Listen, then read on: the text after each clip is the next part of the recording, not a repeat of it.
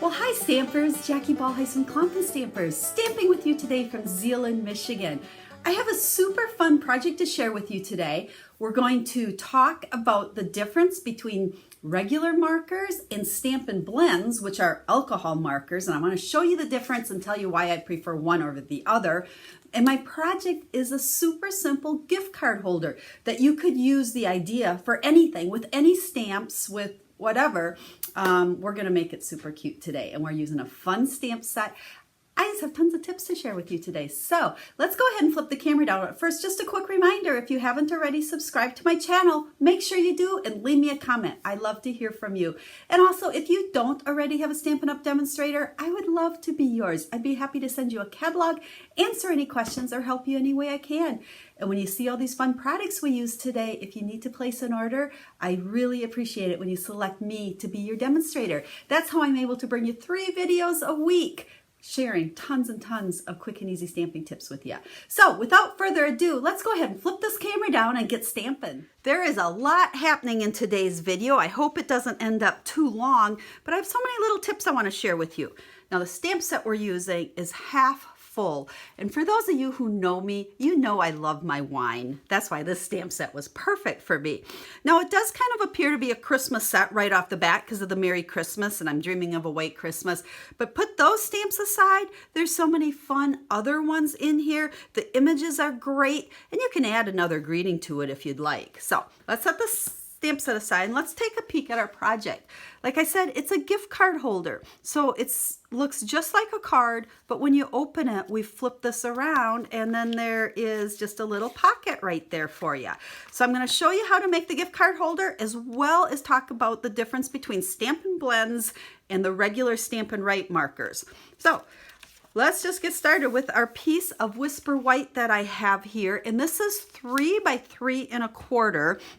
Now don't worry about all of these measurements I'm going to give you because I will have a link down in the description that will take you to the blog post that has all the details, all the measurements, all the supplies, everything you need to know. So let's stamp.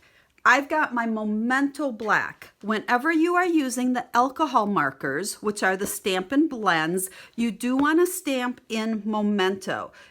It is designed to work with alcohol markers and they won't smear on you. So I've just stamped the bottle. Now I want you to take a peek at this image. It looks like a tag here. This is one image. Wine improves with age. We improve with wine. But I didn't want the tag outline with it. Now you could use your marker and go in there and marker it. But look what I did. I cut my stamp apart. Now I've done this quite often with different stamps. I'll cut words off an image or whatever, but I cut the inside out of here. So now I can still use just the tag stamp if I want to stamp the tag, or I can really easily mount these all together on a block. It'll go back together real easily if I want to stamp it how it's intended. But now on this one, I only have the greeting and the little bunch of grapes there. So let's go ahead and stamp this one as well. There we go. So once again, because I'm using blends, we're using Memento. So I've got several groups of my blends. Okay, when you purchase your blends, you're always going to want to get them in the collection. There's always a dark and a light that go together, and they're meant to work together. So let's just go ahead and start with our gray. This is what I'm going to use up at the top. Now, there's all kinds of theories out there. Different people do it differently. I like to go light to dark. So the top of my wine bottle here, we're going to do the light. The other thing, I like to use the smaller side, and you can see there's a small line and a big side. This one's a lot thicker, more of a brush end. I like the harder, smaller end. So then I did the light, and now I'm going to come with the dark, and I'm going to just put it along that left-hand side, and then come back with my light and just kind of go over that and blend it. We can do a little bit more around here, but you can see how it just gives you kind of some dimension in there. Now these caps do go on and off a little bit hard.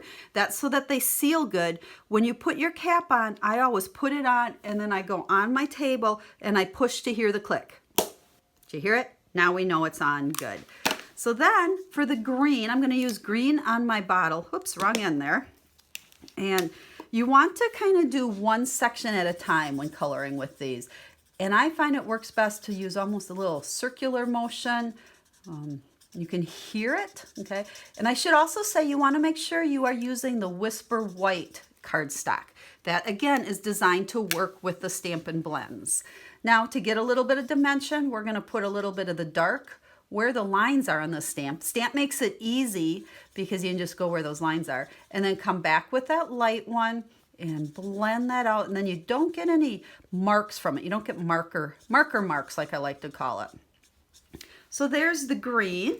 Now we would do the bottom of it as well, but I'm not going to do that here for you. And we're going to do the same thing. We'll just color in some of the images here. So my label on my wine bottle, I did in the balmy blue, I believe I have here.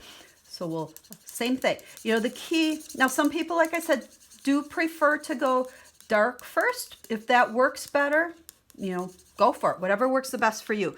Now I know there's a lot of people that get a whole lot fancier on their when they're using the Stampin' Blends and kind of a more artistic look. You know me, I am all about the quick and easy. So I like to keep it quick and easy, and I think I get good results without stressing over too much.